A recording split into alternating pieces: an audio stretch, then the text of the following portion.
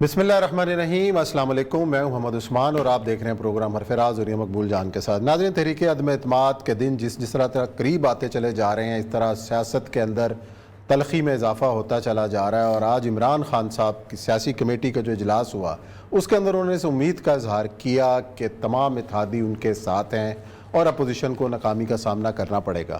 شیخ رشید احمد صاحب نے بھی ایک پریس کانفرنس کی، ٹاک کی، جس کے اندر انہوں نے اس بات کا اشارہ دیا کہ آئندہ انتخابات قبل از وقت بھی ہو سکتے ہیں، اور ایک اور اہم بات انہوں نے یہ کہی کہ اگر اپوزیشن کے پاس کچھ منحرف حکومتی اراکین ہیں تو ہمارے پاس بھی اپوزیشن کے بہت سارے اراکین موجود ہیں اور وقت آنے پر یہ لوگ سامنے آئیں گے۔ یہ کس طرح جو تحریک عدم اعتماد ہے اس کا دن کون سا مقرر ہونے والا ہے، اس پہ کریں گے بات۔ ساتھ ہی سپریم کورٹ کے اندر جو آج ہوا، کیا ریمارکس ہوئے، سپریم کورٹ کی سماعت کے حوالے سے بھی گفتگو کریں گے اور کچھ انٹرنیشنل سٹوریز پہ بھی نظر ڈالیں گے۔ بڑھتے ہیں اپنے پہلے موضوع کی جانب، اور یہ سب سیاسی صورتحال جو چل رہی ہے ملک کی۔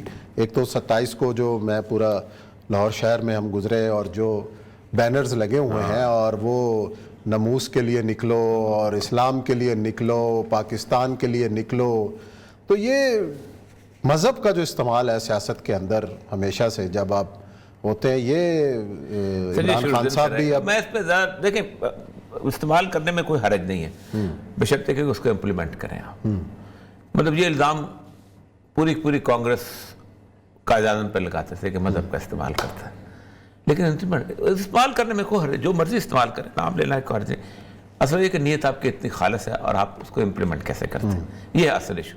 آپ ریاست مدینہ بھی کہتے ہیں، امپلیمنٹ نہیں کرتے۔ آپ خود رب کا نظام، رب کی دھرتی رب کا نظام کرتے ہیں، امپلیمنٹ نہیں کرتے۔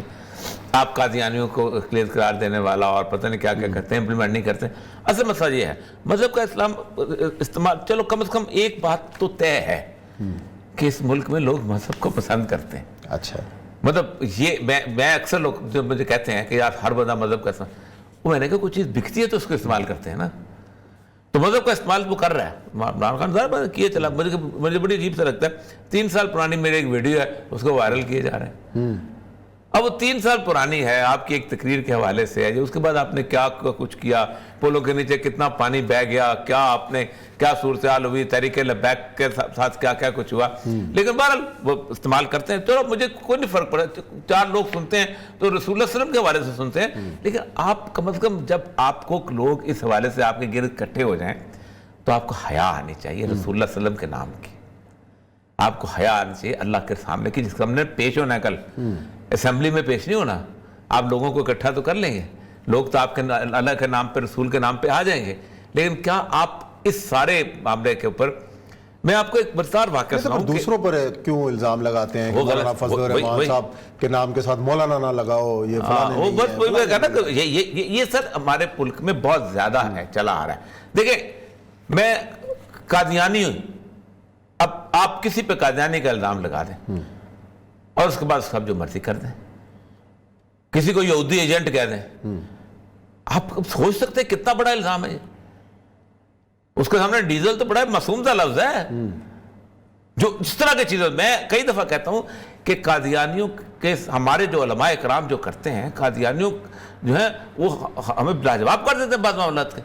ایک میں اپنے کئی دوستوں کو جانتا ہوں کہ جن کو جا کے مجھے کلیریفیکیشنیں دینی پڑی، میرے لمبی کہانی ہو جاتی ہے، لیکن میں ایسا کہتا ہوں کہ ایک بنیادی طور پر ایک میں چھوٹا سا واقعہ سناتا ہوں۔ اورنگزیب عالمگیر جو ہے یہ دکن میں تھا، تو اس کی نا وہ نہیں ہو رہی تھی، اپنا فتح فتوحات نہیں ہو رہی تھی، تو اس زمانے میں دربار لگاتا تھا، اس دربار کے سامنے ایک بہروپیہ آ گیا۔ اس بہروپیہ نے اورنگزیب عالمگیر کو چیلنج کیا کہ میں ایسا بہروپ پھر سکتا ہوں کہ تم مجھے نہیں پہچانو گے۔ اچھا، تو کہا ٹھیک ہے، بہروپیہ چلا گیا، 500 روپے کی شرط لگ گئی، بہت ہوتے تھے 500 روپے اس کے۔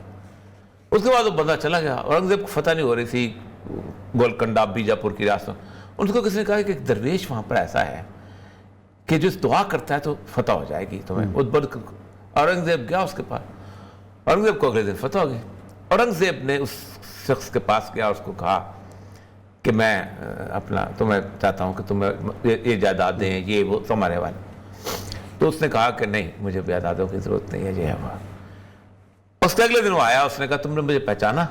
اس نے کہا آپ تو وہی درویش ہیں۔ اس نے کہا نہیں، میں وہ بہروپیہ ہوں میں اپنے 500 روپے لینے آیا.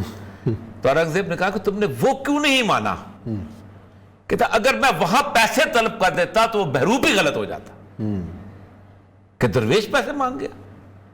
تو وہ اتنی بہروپیہ جو ہے، تو یہ تو لیڈر ہیں بھائی، اللہ کے سامنے پیش ہو رہے ہیں ان لوگوں نے. کوئی مطلب اب تو اس طرح کا نام استعمال کر، میں آپ کو بتاؤں کبھی کبھی میں میرے نام کے ساتھ لوگ عاشق رسول لیتے میں منع کر دیتا ہوں، یار میں تو جوتیوں کی دھول کے برابر نہیں ہوں، یہ تو مقام بہت بڑا ہے، لیکن ہمیں تو نہیں حیا آتی. اچھا دوسرا شیخ رشید صاحب کی جو پریس کانفرنس ہے بڑی امپورٹنٹ ہے. ایک پہلا نقطہ کہ جی قبل از وقت انتخابات ہو سکتے ہیں، ایک بات.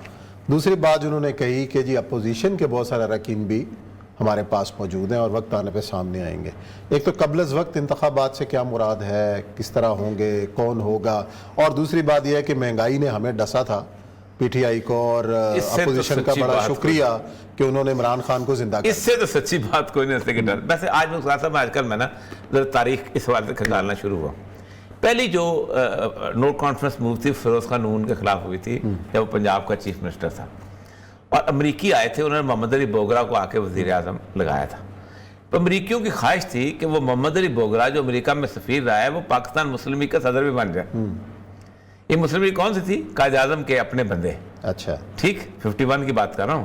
تو محمد علی بوگرا صاحب نے مسلم لیگ کی صدارت کا الیکشن لڑا اور قاضی عیسیٰ مقابلے میں کینڈیڈیٹ تھا. اچھا قاضی عیسیٰ کو 38 ووٹ ملے اور اس کو 278 ووٹ ملے. اچھا کیونکہ امریکہ نے کہا تھا کہ اس کو لانا ہے.